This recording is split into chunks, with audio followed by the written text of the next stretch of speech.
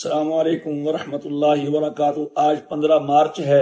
2026 اور یہ بہت ہی خوشی کی بات ہے کہ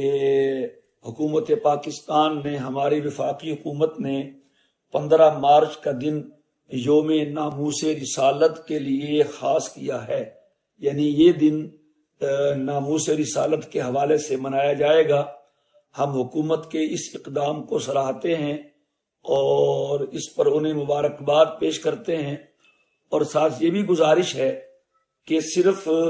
کاغذی طور پر اس کو منانے پہ اکتفا نہ کیا جائے، بلکہ اس دن سیمینار منعقد کروائے جائیں۔ جتنا بھی ہمارا میڈیا ہے، الیکٹرانک میڈیا ہے، سوشل میڈیا ہے اور سرکاری میڈیا ہے، اس پہ رسالت، ناموس رسالت کے حوالے سے، اس مسئلے کی حساسیت کے حوالے سے اور کسی بھی مقدس شخصیت کی گستاخی کے عقلاً اور شرعاً غلط، ناجائز اور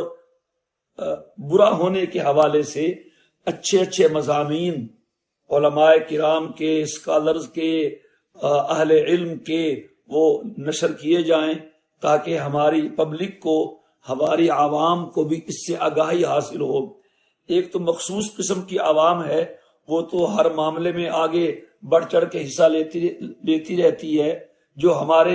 دوسرے حضرات ہیں، پڑھے لکھے لوگ ہیں، جو اس مسئلے کی حساسیت کو نہیں سمجھتے، انہیں بھی اس بارے میں شعور دینا اور آگاہی دینا ضروری ہے، اس کا اہتمام کیا جائے۔ اور اسی طرح سے پوری دنیا میں سمجھتا ہوں اللہ نے پاکستان کو بڑا مقام دیا ہے، الحمدللہ۔ ایٹمی طاقت ہے ہمارا ملک، اللہ اس کو سلامت رکھے تا قیامت، اور جو بھی اس کی طرف میلی آنکھ کرے سے دیکھے، اللہ اس کی آنکھ کو پھوڑ دے۔ بلکہ پاکستان اپنی سر بلندی کے ساتھ ساتھ پورے عالم اسلام کی عظمت کی ایک علامت سمجھا جائے۔ تو میں یہ گزارش کروں گا کہ پاکستان کو چاہیے کہ وہ پوری دنیا میں اس چیز کو عام کرے، دنیا کی حکومتوں کو سمجھائے، مسلم حکومتوں کو، غیر مسلم حکومتوں کو، اور دنیا میں جتنے بھی لوگ بسنے والے ہیں سب کو آگاہی دی جائے کہ کسی بھی مقدس شخصیت، کسی نبی، کسی بھی پیغمبر کی شان میں گستاخی کرنا بدترین جرم ہے، اور کسی کو بھی اس کی اجازت نہیں ہونی چاہیے۔ اور اسی طرح اپنے ملک میں جو ہماری مذہبی جماعتیں پہلے سے کام کر رہی ہیں، وہ بھی اس دن کو اہمیت دیں، اور اس دن میں آپ روایتی جلسے، جلوسوں کے علاوہ ایک دوسرے حوالے سے وکلاء میں، تاجروں میں، ڈاکٹرز میں، پڑھے لکھے لوگوں میں تقریبات انعقاد کیا جائے، سیمینار کروائے جائیں، اور اچھے انداز سے، علمی بیانات سے ان لوگوں کو آگاہی دی جائے جن کو آگاہی دینا ضروری ہے۔ اور اسی طرح سے اس حوالے سے جو مقدمات زیر سماعت ہیں اور التوا کا شکار ہیں، تو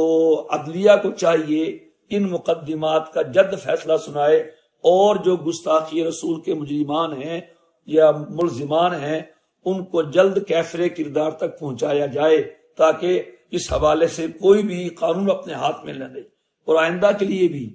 اس حساسیت کے پیش نظر جو بھی اس جرم کا ارتکاب کرے، دیانتداری کے ساتھ اور حقیقت تک پہنچ کر اس پر جو مقدمہ بنتا ہو وہ دائر کرنے میں تاخیر نہ کی جائے۔ اور آخری گزارش اپنی عوام سے بھی ہے، اس معاملے میں زیادہ جذباتیت میں آ کے بے گناہوں کے ساتھ زیادتی کرنا، ان کی املاک کو جلا دینا، نقصان پہنچانا، اس سے بھی گریز کیا جائے۔ حالات کچھ اور ہوتے ہیں، آپ کو کوئی استعمال نہ کر لے، آپ ناموس رسالت کے عنوان پر کسی اندیکھے ہاتھوں استعمال نہ ہو جائیں، تو لہذا بہت زیادہ حساسیت کی اور احتیاط کی بھی ضرورت ہے۔ اللہ تعالی ہمیں نبی کریم علیہ السلام کے سچے غلاموں میں شامل فرمائے، اور ہم سب کو اپنے طور پر ناموس رسالت کے لیے اور ختم نبوت کے لیے، عظمت رسالت کے لیے